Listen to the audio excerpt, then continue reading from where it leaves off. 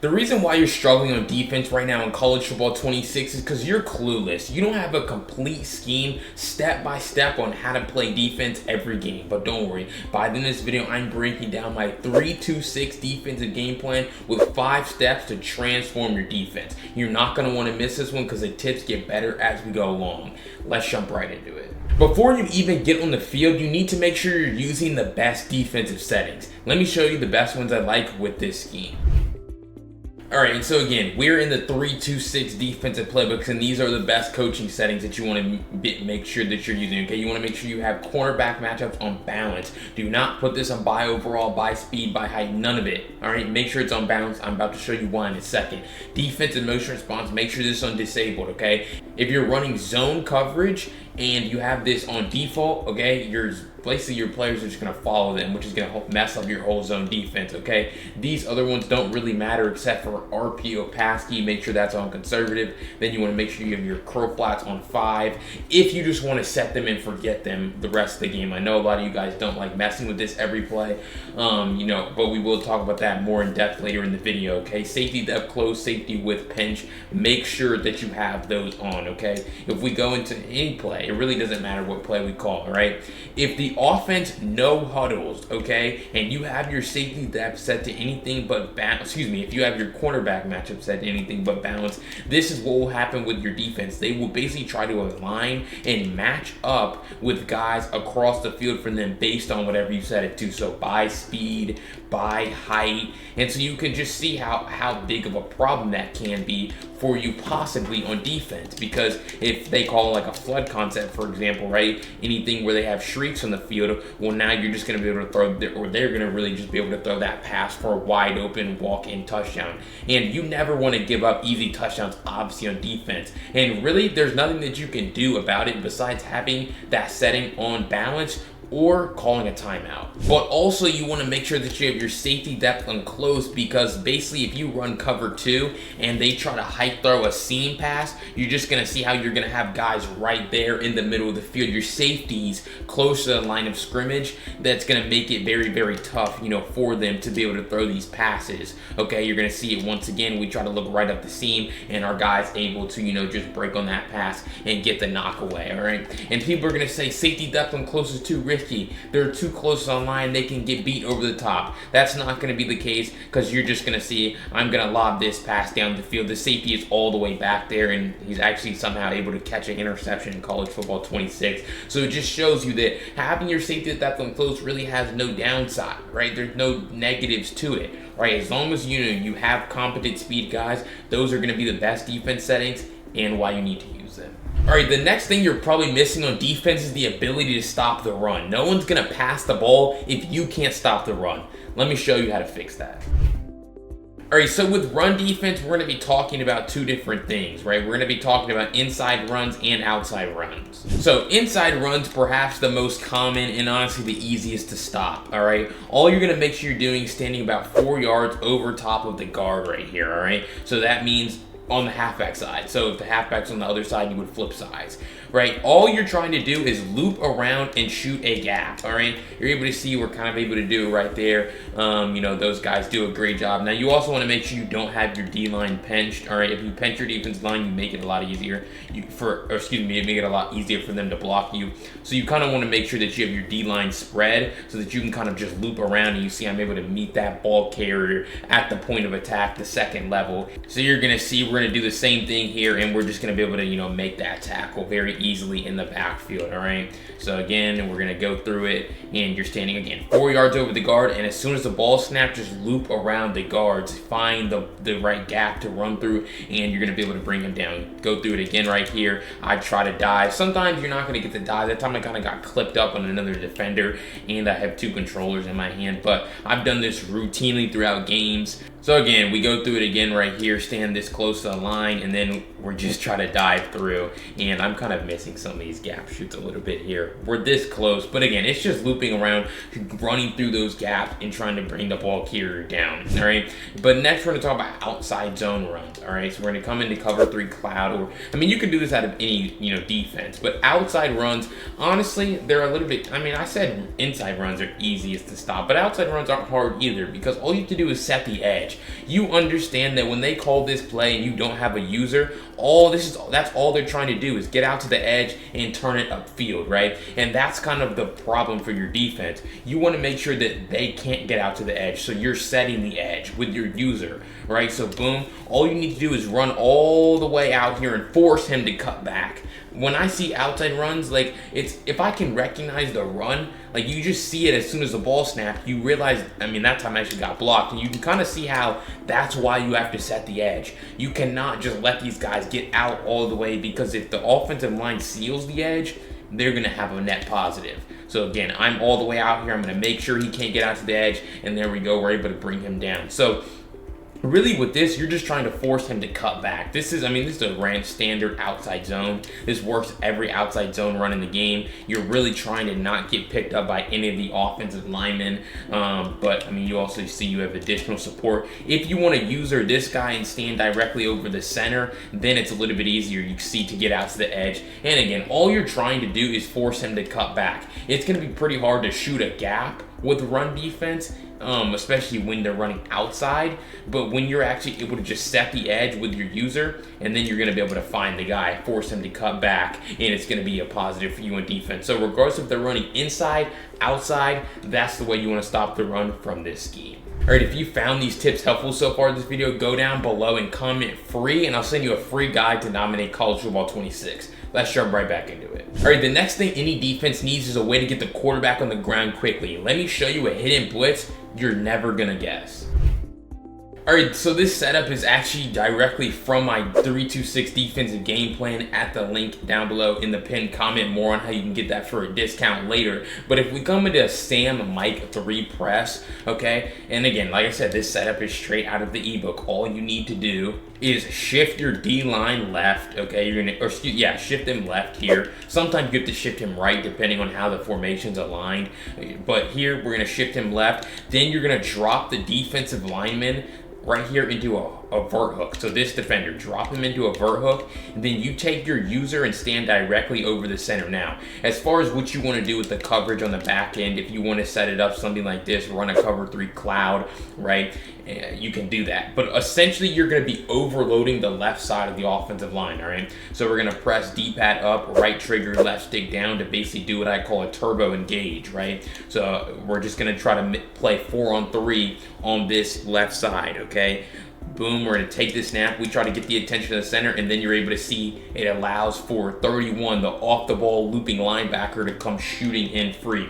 Overload blitz is the name of the game here in college football 26, and so you see we're able to do exactly that. Boom, get the attention of 64, and then he's blocking nobody, which forces him to eventually double team somebody, but then it leaves our guy one-on-one. And here's the key with this blitz. Look at this. 71 blocking nobody, because the guy he was supposed to be matched up onto, number 0, is dropping out into a zone. And so it essentially forces him to block nobody. We're overloading 4-on-3 on the other side, and so it makes it very easy. That's also why you need to make sure you're shifting your D-line left so that you can get that full, turbo engage here. So again, you're going to make sure you're not off sides. You're going to drop this defensive lineman into a vert hook right here, and then you can do whatever you want on the back end as far as coverage.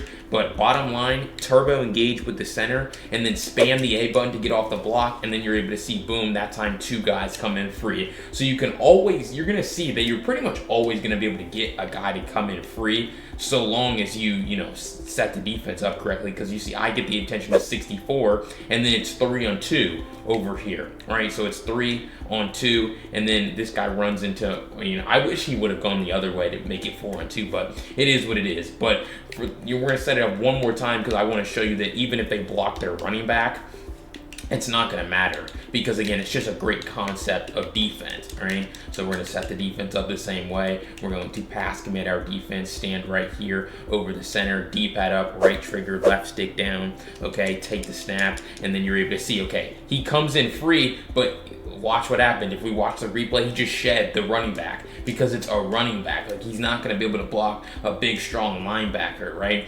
Very rarely. You just see this, just an easy shed. You're also able to see we get another shed out here. So a lot of these guys are also in a one-on-one too if they do happen to get blocked, which makes this blitz a lot better. But all right, so it's just really easy. You drop this guy out, 71's blocking nobody. You spam A or X on PlayStation, right, to get off this block as soon as possible, and then you're able to see I'm back into coverage. I can switch stick. I can do really whatever I want on defense. So this is kind of a hidden and secret blitz that's straight from the game plan, and it's going to have you dominating. And again, you can check out the ebook at the link down below in the description in the pinned comment, bltforlife21.com. Grab that 326 game plan and use code WELCOME to get 20% off. I can't wait to see you there. All right, the next part of this scheme is being able to stop corner routes. They're the most common route that any offensive player is going to try to abuse, and you need to have a counter for them.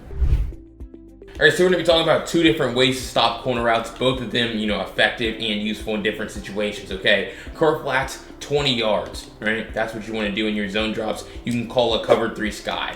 This basically allows you to stop the corner routes, but you still have a safety in the middle of the field, so the coverage isn't like exposed if they want to call like a post or a super deep crosser. All right, when is this useful? When they have a corner route, obviously. All right, so we're going to see it work right here. The guy's going to drop that far back, and you can just see how he's dropping that far back. And here's the thing, a lot of the time offensive players are going to see this curl flat drop. Like, if I'm on offense, I see this guy dropping this far back, and now I don't want to throw it because he's right here if I if I were to throw this pass, right? And so then you're able to see they're kind of just waiting on the corner route, and then we're able to get a shed on defense and take it away. All right, but here's the thing, the reason why this is useful, but sometimes you can't use it, is if you have this guy's in a 20-yard curl flat, right? But then he's supposed to be our underneath zone defender as well, right? So really how you can kind of fix that, and you saw how far he was dropping back, he would give up like a drag. So instead, just shade your coverage down just like this to make sure he's in a hard flat, and then put your slot corner over here in a curl flat. So essentially now you're going to have 2 different zone drop depths on 2 different sides, right? And that's kind of exactly what you're trying to do. So again, if they want to call the same route concept here, on this right side, we're going to be able to stop their corner out, but on the left side, we're going to be able to stop like drags, in routes, a lot of underneath passes. Okay, so we're going to take this snap, and then you're going to see on the right side, he's dropping far back, and then on the left side, we're able to shade our coverage down using our default hard flats and take away, their underneath pass. So again, same thing where he's all the way over here. Now, this is why I'm going to show you a second defense, because he's dropping back. And like I told you earlier, if I'm on offense, I see this, and I don't really like that the corner is no longer a read on this play. But here's the problem.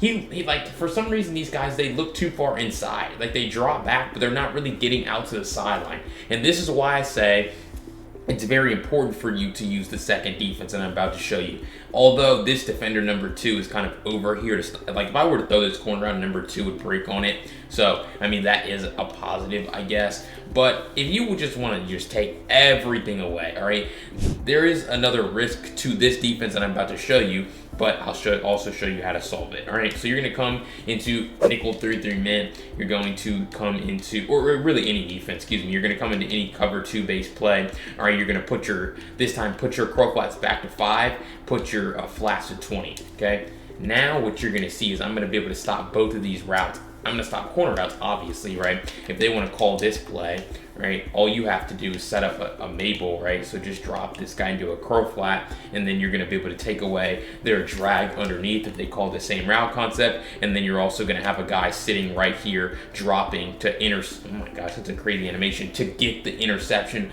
on the corner route. So you're going to be able to stop the corner route. But here's the thing. Flood concepts are a thing, obviously, right? So if we put our man on an out route, we put, like, we call a route concept like this, well, this defense no longer really helps you, because you're going to have your man dropping out to 20 yards. You have a 5, and they have an out route, but you don't have a 5 on that side. So then that's where you have to make an extra adjustment of actually dropping this man into a curl by the slot corner now.